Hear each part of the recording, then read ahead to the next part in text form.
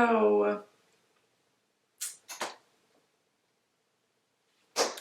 okay, so as I was recording this particular video, I realized a lot of things that I was doing wrong when I was in the editing process. I realized I didn't like it. I did not like it. And I recorded this same video months ago. And there were bits and pieces of the old video that I liked. And I didn't know if I was going to like incorporate some of those clips or just redo the whole thing. And then there were some things that I was supposed to say that I forgot to say. So it really was just a learning process. But if I said that I was going to be consistent, if I said that I was going to keep pushing regardless of what it looks like, what it feels like, what it sounds like, then that's what I got to do.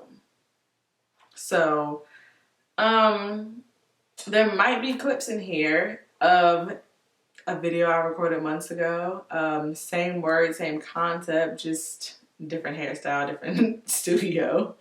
But, either way, someone needs to hear it. And I feel like because of the back and forth with this, it might really need to be heard. I don't know. So, my best was done. And I'll make sure that it's completed. But it's been a process, y'all. It's been a process. So anyway, yeah, let's get into it. Whew, all right, y'all. So today we are going to be, I don't have a glass of wine. We gotta pause. We are unprepared. Hold on. Okay, so today, y'all, we are going to be whining about what it means to be still. And I'm calling this Be Still Now What? Because I feel like a lot of times people say, wait on God, just wait on God, wait on God, wait on God. And it's like, okay, but what do I need to be doing in this waiting period, sis? Because waiting is not a very, or it doesn't sound like a productive statement for those of us who are always on the go.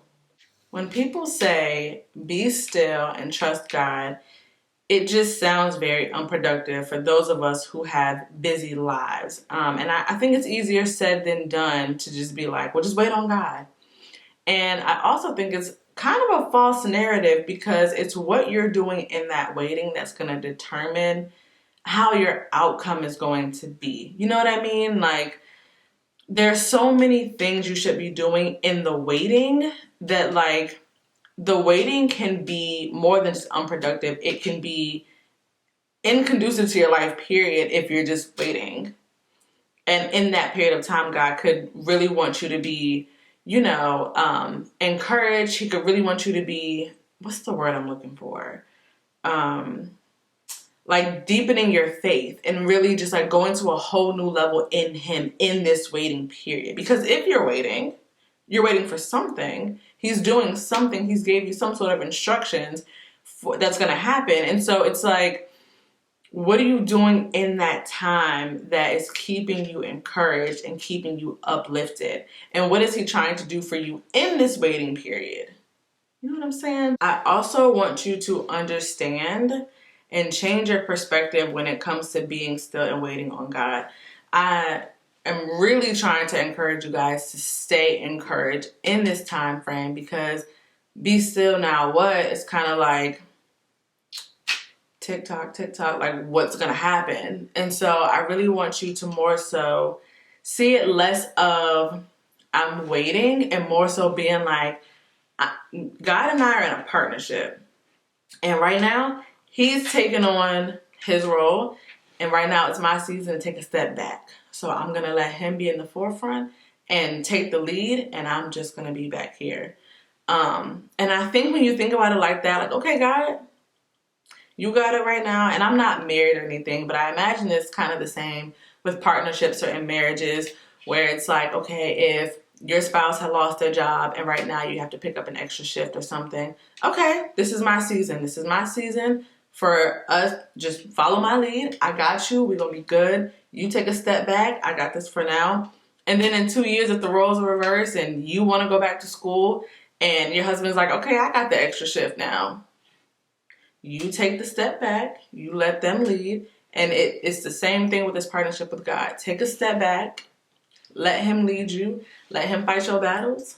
Let him do what he need to do as he is being God.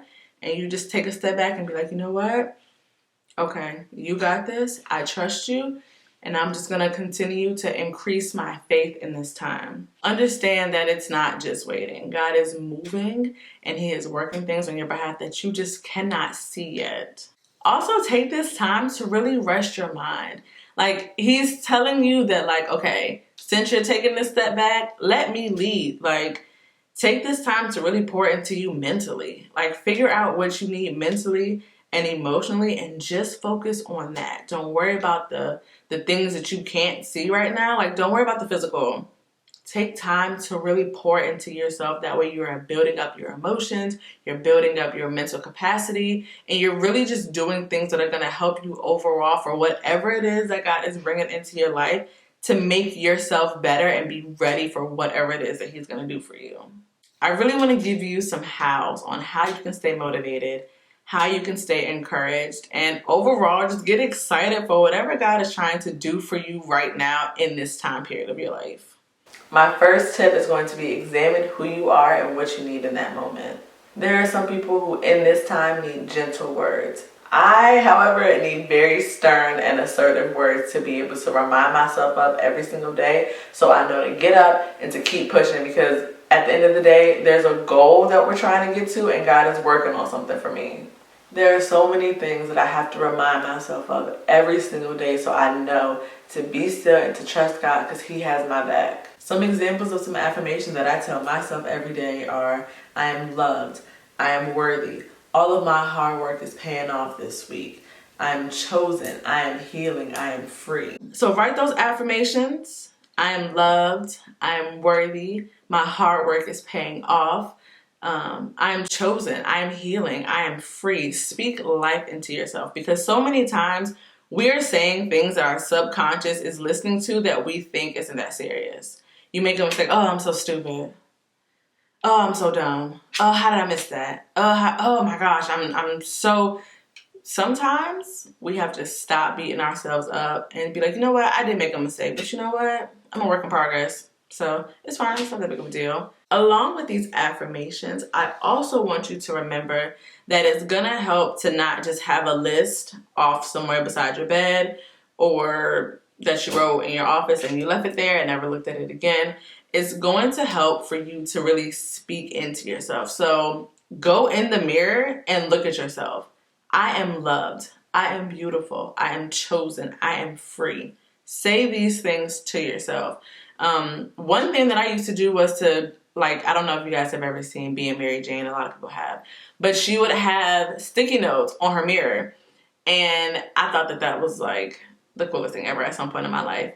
And I wrote some affirmations on my mirror probably 2 years ago, and they're still up. I should probably switch out some of them. But it helps that, like, when I get up in the morning and the first thing I do is go brush my teeth and wash my face, I see those affirmations looking back at me and I can say them out loud to myself. So write them down on something, put them somewhere that you know you're going to see every single day, and speak life in yourself and into yourself. That's definitely going to be, like, my number one thing for you. So my next thing that I want to give you to encourage you is scriptures, of course. I have a Bible that has scriptures based on specific topics like healing, forgiveness, wealth, things of that such. And it will give you a list of scriptures based off of those topics. And so what I do is I'll go through the scriptures and kind of see what resonates with me, or see what really sticks and how I feel like God is speaking to me. And I'll write those down and also have those with my affirmations. That way, what God says is also being incorporated into my affirmations and what I'm saying to myself every day. I always check out the scriptures and then Google it if you feel like you want a different translation, or just use the Bible app and use whatever translation you normally use if you're on the Bible app. If not, Google it and find a translation that's good for you, that you feel like really sticks and that you understand. And also say these scriptures out loud to yourself, just like you do with the affirmations. I feel like that also helps speak life into yourself, and it's coming from a perspective of what God wants you to hear. Reminders. Oh my gosh. So your phone app, if you have an iPhone, like most people do, use that phone app. Use a reminder app and just set different affirmations or reminders throughout the day. The affirmation I was telling you about that my therapist has me saying right now is a reminder on my phone. And at a specific time, every single day, that reminder goes off and I have to mark it as complete to make sure that I said this out loud to myself. You can have affirmations in the morning or set these reminders in the morning. You can have a different one for the afternoon, and then you can have one right before you go to bed, just to make sure throughout the day you're speaking life into yourself. And that way you're not losing faith as you're in this waiting period. An example of a reminder would be just to say, I am worthy and I can make it another day. And a reminder could be, I made it through today and I never have to do today again. And tomorrow's going to be even better. Or I'm going to try again tomorrow to make it even better than it was yesterday. Encourage the God in you. That is what you should be doing in this time. Encourage the God in you. I believe in you, so I hope you believe in you. You got this, and don't ever forget that.